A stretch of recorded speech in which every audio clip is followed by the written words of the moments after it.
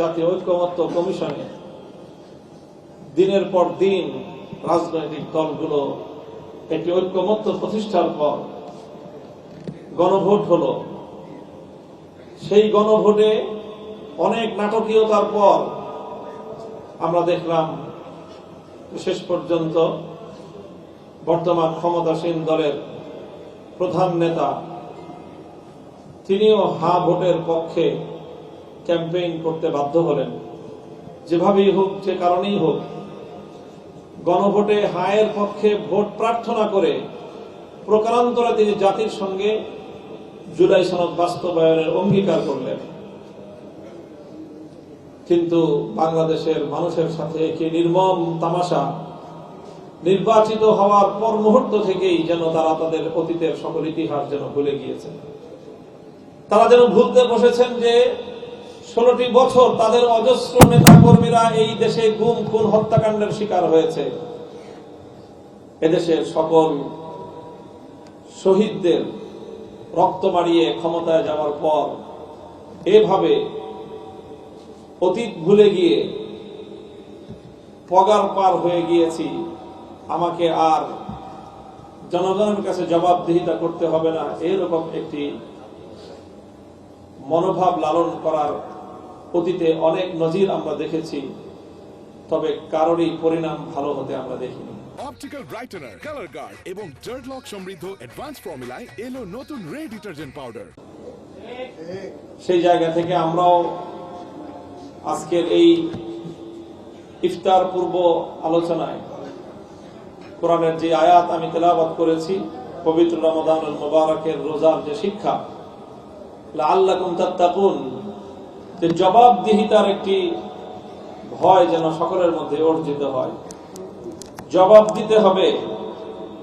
ইসলাম মানুষকে সেই জবাবদিহিতামূলক দায়িত্বেরই শিক্ষা দেয়। সে জবাবদিহিতা ব্যক্তির জীবনে, পারিবারিক জীবনে, সমাজ এবং রাষ্ট্রীয় পর্যায়ে সবচেয়ে বেশি জবাবদিহিতা। প্রতিটি জনগণের কাছে জবাব দিতে হবে রাষ্ট্রের ক্ষমতাসীন মহলকে। গণভোট হয়েছে, প্রায় 67 থেকে 68% মানুষ হ্যাঁ ভোটের পক্ষে ভোট দিয়েছে। আর ইঞ্জিনিয়ারিং এর পরেও ধানের শীষে 50% মানুষের ভোট পড়েছে। তো কাজেই 50% ইঞ্জিনিয়ারিং ভোটের উপর ভিত্তি করে প্রায় 70% মানুষের ভোটের প্রতি বৃদ্ধাঙ্গুলি প্রদর্শন করে ক্ষমতা পরিচালনা করবেন এবং নিজেদের ক্ষমতাকে মজবুত করবেন, এটি দিবা স্বপ্নে পরিণত হতে পারে। কাজে আমরা ক্ষমতাসীন মহলকে এবং আজকের সরকারকে আমরা বিনীত অনুরোধ করব যে অতীতে তিক্ত অভিজ্ঞতা আমাদের আছে যে বারবার আপনারা আওয়ামী লীগের কপি পেস্ট করার চেষ্টা করেন। আওয়ামী লীগ যে সকল অপকর্ম করে ক্ষমতা থেকে যায়, বিএনপি ক্ষমতায় এসে সেই অপকর্মগুলোকে আবার নতুন করে পুনরাবৃত্তি করার একটা মনোবৃত্তি বিএনপির ঘাড়ে চেপে বসে। আবার মনে হচ্ছে যে আওয়ামী লীগের সেই ভূত মনে হচ্ছে বিএনপির কাঁধে চেপে বসার চেষ্টা করছে। যদি সেই ভূত চাপে, তাহলে সেই ভূতের রোগী, আগের রোগীর যেই পরিণাম ঘটেছে, নতুন রোগীর পরিণাম তার চেয়ে ব্যতিক্রম হওয়ার কোনো সম্ভাবনাই আমি দেখি না অন্তত। কাজেই সেই জায়গাটা থেকে আজকের আমরা আশা করব যে আমাদের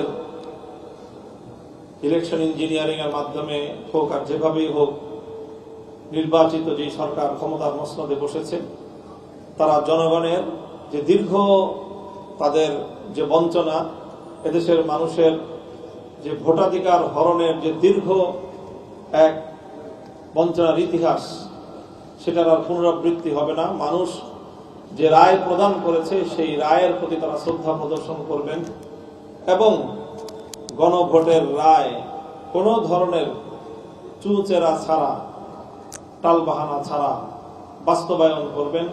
এটাই বাংলাদেশের মানুষ দেখতে চায়। ইনশাআল্লাহ আমরা যেভাবে ঐক্যবদ্ধভাবে বিগত দিনে আন্দোলন করেছি, জুলাই সনদ বাস্তবায়নে আমরা আন্দোলন শুরু করেছিলাম ঐক্যবদ্ধভাবে।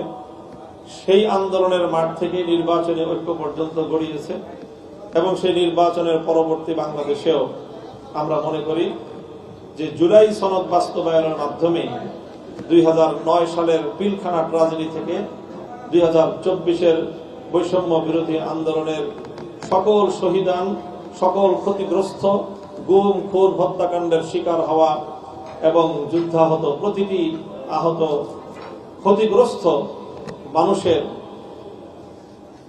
প্রতি আমাদের যে দায়বদ্ধতা, সেই জায়গা থেকে জুলাই সনদের বাস্তবায়নের কোনো বিকল্প বাংলাদেশে হতে পারে না।